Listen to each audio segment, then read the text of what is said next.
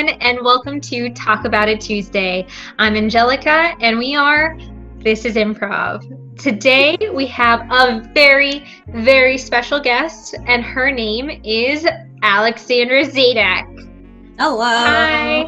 How you doing? Good. How are you? Oh, not so bad. All right, so why don't we start off by having you tell us a little bit about yourself? Okay, my name is Alexandra Zadak. I am the co-founder and vice president of This is Improv. I have a background in theater for film and stage and technical, like electrics and sound design and things like that. And I am obsessed with improvisation. All right, and when or how did this obsession start? Unknowing to myself at the time, in 5th grade is when we started improvisation because they're used as theater techniques all the time for training. Mm-hmm. And I would always have way more fun doing that than learning lines. Just playing, you know? So I think it was more, obviously when I got to college, we were creating together, but not in a harsh way. I don't know if that makes sense. Normally when you work with a group of people, what I've experienced is that, you know, opinions can be tough or there's hard no's or things like that. But whenever we would play all these games, it just was a very accepting and non-judgmental environment. So I think that's what really turned me on to it, especially because I just, you know, I'm more of a techie. I'm more of a builder. So I'm not used to really working with people unless if they're yelling across the room in a friendly way, you know? So techies have a special way of communicating with each other.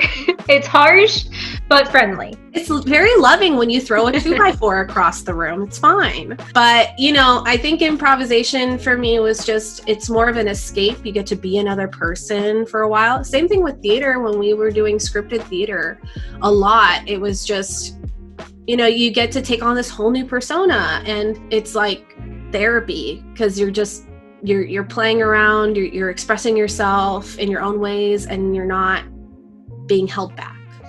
So I think that was like the click that there's no wrong answer. You're not wrong, and you have a team around you to help you out whenever you're falling. So it's good.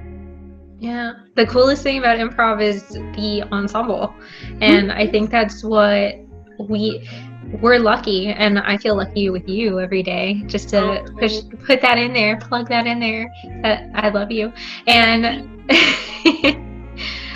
we have the idea of ensemble even together, working that at home, and it's so cool to be able to communicate and not let anything come in the way, like any kind of communication barriers or really fighting for authority or anything like that. We're able to switch off, and I feel like it's more endearing because our mom, she owns her own business called Balloonatics, and we grew up working for her, doing things like that.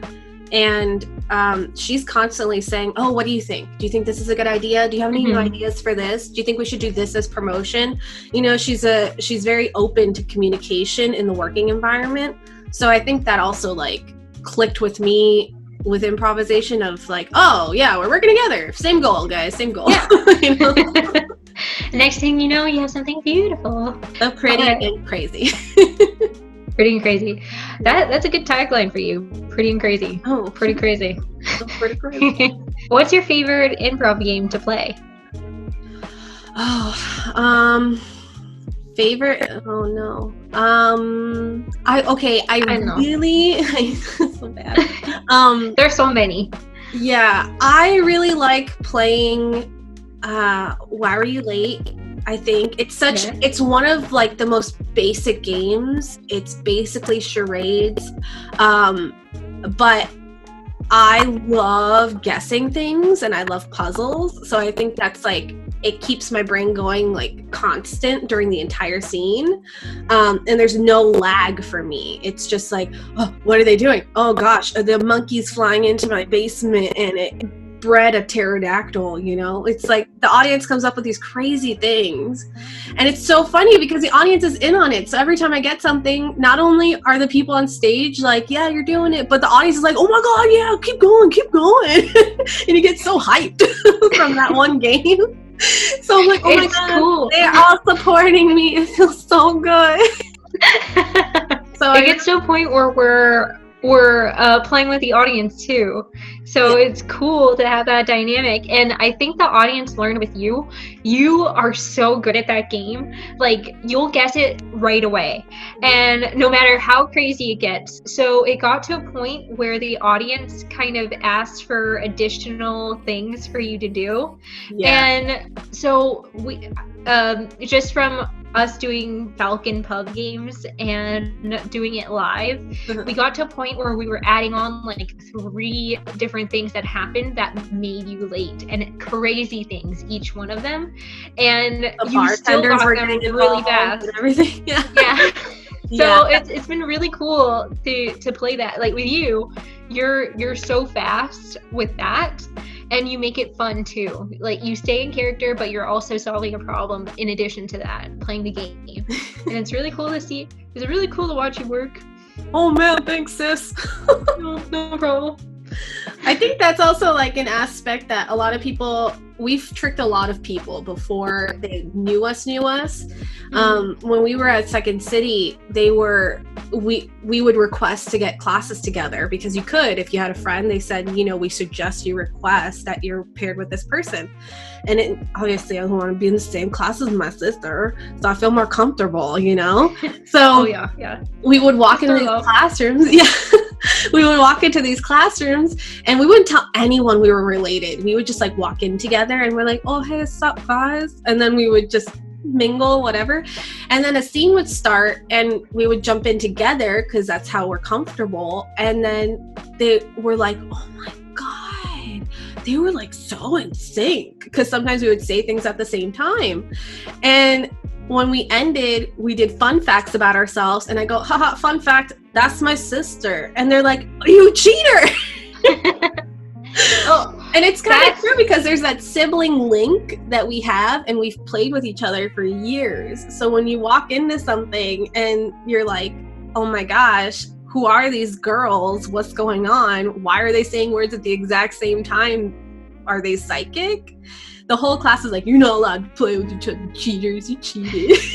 So one of the games that we have a lot of problems playing, because we know each other so well, is something called Name Something About You That No One in the Room Knows About You. Mm-hmm. So for today, what would be something that no one knows about you? Even me. Including you? Including me. It's quarantine, so it's super hard. It's the ultimate challenge.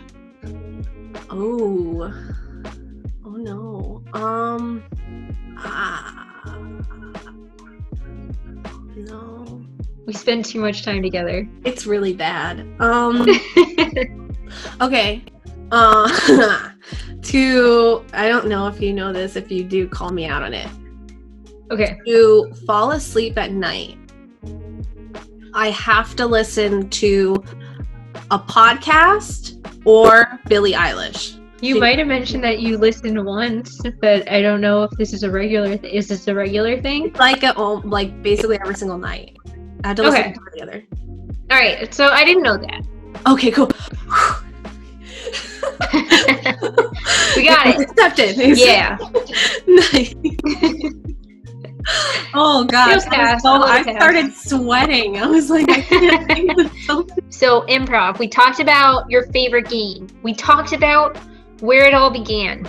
Now, how do you find yourself using it in your daily life? I think I use it every day because I don't know what's going to happen every day.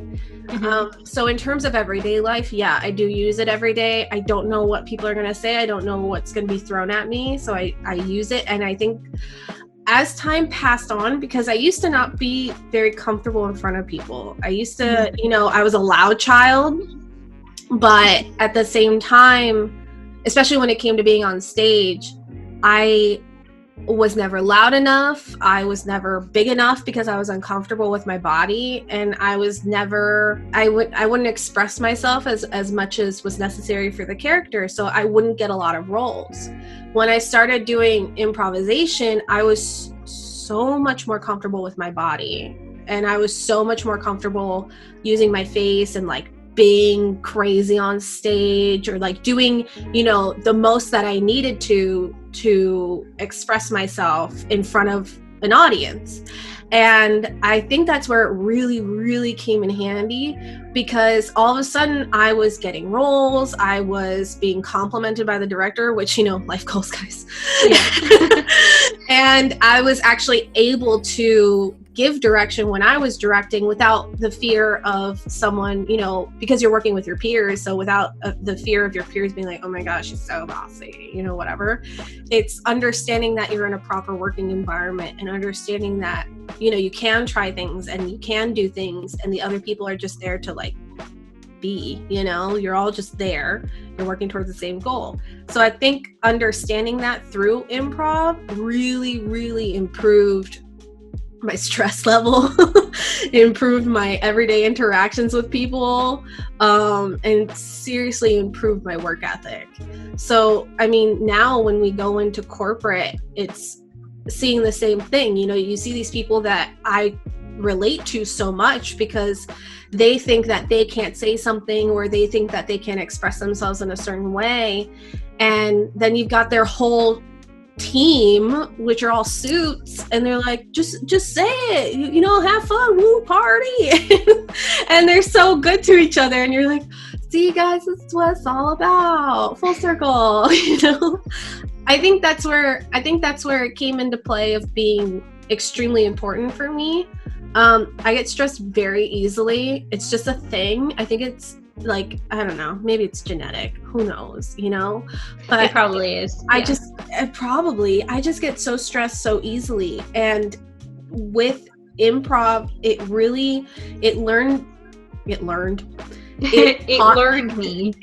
me. It taught me to just like chill out and assess the situation and take in the situation, and then give back to whatever was happening at the time. Especially when now I teach the kids, and the kids are like incredible, and you see them do something, and the beauty of learning improvisation and transferring that onto someone who is a literal sponge right now and are adorable because they're kids. It's just so fun to see, even with the high schoolers, that you see the high schoolers and they see this game and they're like, can we play another round? And I'm like, weren't you the one that was like, this is stupid, I don't like this, I don't understand, I'm better than this? And now it's like, oh, Miss Alex, can we please play one more game? Please don't go. Yeah. And I think it's also an experience that everyone should really try. You know, there's no harm in trying something. The key to life is failure. You're gonna fail, like, all the time. And that's okay, because that's being an adult, my dudes. I think implementing improvisation into everyday life and work ethic really helped me to accomplish the majority of the things that, you know, we've accomplished. And I mean, starting our own business, why would someone put themselves through that? But because we love it. Yeah, we became obsessed with it. So we thought through our obsession, we could, you know, assist other people in getting just as obsessed with it as we are.